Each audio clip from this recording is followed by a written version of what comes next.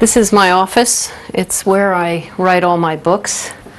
It's a little room at the back of the house, and I like it being little because it's sort of snug and contains me.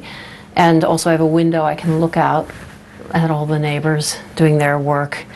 The first thing I do after I take my son to school and come home, and I sit down and I check my email, and then I read through what I've written the day before on the computer. But I actually write the first draft, or the first pass of what I write is always longhand, and I write in a notebook. So I'll have chosen a notebook specially for the subject matter. This time I'm writing a novel about a fossil hunter named Mary Anning. I chose this notebook because it's gray. It's kind of like the sea and the sky, this color in the rocks. And just inside I've put a portrait of her.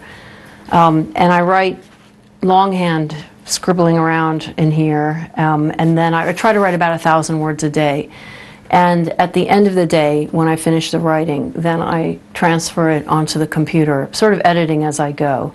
But I prefer to write longhand because I actually write more slowly than I type. And the typing is very impersonal, whereas writing longhand, it's like my mind is thinking each word carefully out, and I'm writing it slowly out. And also I can see the mistakes, and when I edit and I move things around, sometimes I move them back or I cross them out and then I reinstate them. And when you edit on the computer, all of that movement, all the changes you make just disappear, and it looks like a typeface, it looks like it's been typeset, and it looks perfect, and it's not perfect. It needs changing, and it's easier to change this way. These are my research notebooks, and they have this kind of marbled look. They look a little bit like the sea, a bit like the stones that you see down in Lyme Regis. So I always have a lot of notebooks around. I repaint the wall when I'm doing a new project. And the last book, Burning Bright, was about William Blake, and the color was a kind of fiery yellow. And I thought that doesn't feel right for a book that's set by the sea and is about a fossil collector. And it's not I wanted an early 19th century color, so I kept looking and I found this sort of blue-gray.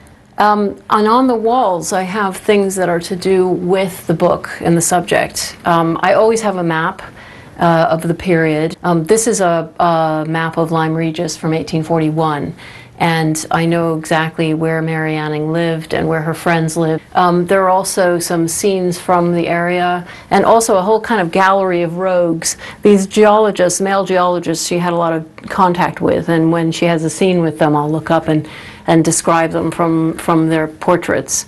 But apart from the stuff on the wall, I also have some objects that help me when I'm writing.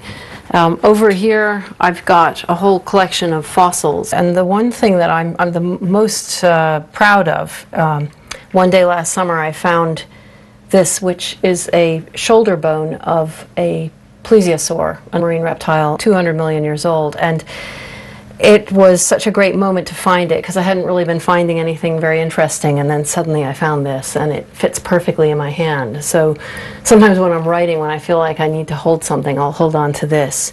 And it really connects me with Mary Anning, with my subject matter, because this is exactly what she did. I think sometimes if there were a house fire, after everybody managed to get out safely, if I had to grab one thing, this is what I'd grab and run out of the house with, because it's my talisman.